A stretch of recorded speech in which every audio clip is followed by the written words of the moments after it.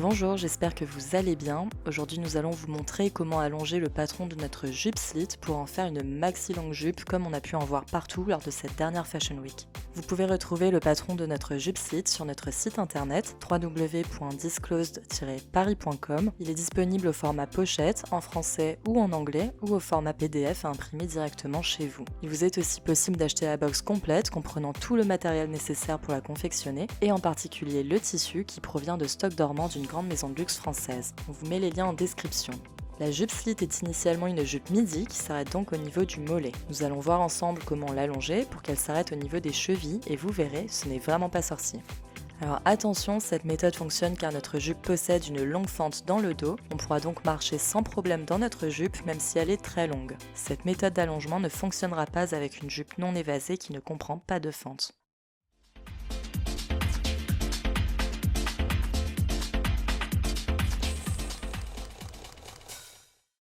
Après avoir découpé votre patron, venez positionner vos morceaux sur votre tissu comme indiqué dans le plan de coupe.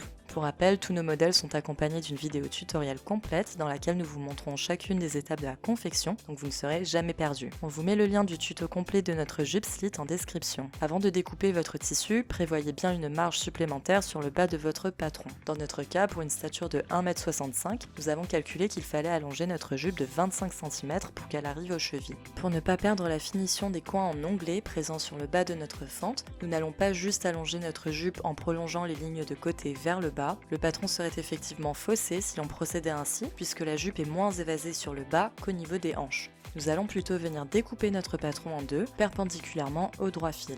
En éloignant les deux morceaux obtenus l'un de l'autre, on allongera ainsi notre jupe sans modifier le tracé de la fente ni fausser la coupe. Vous pouvez couper ainsi votre patron à n'importe quel niveau entre le haut de la fente et l'ourlet du bas. On fait exactement la même chose sur notre devant et sur notre dos.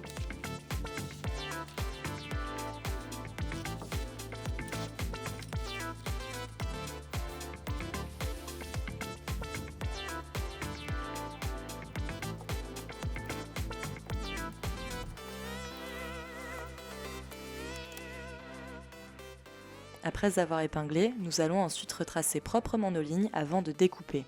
Au niveau de la fente, tracez simplement une ligne qui relie la partie haute à la partie basse.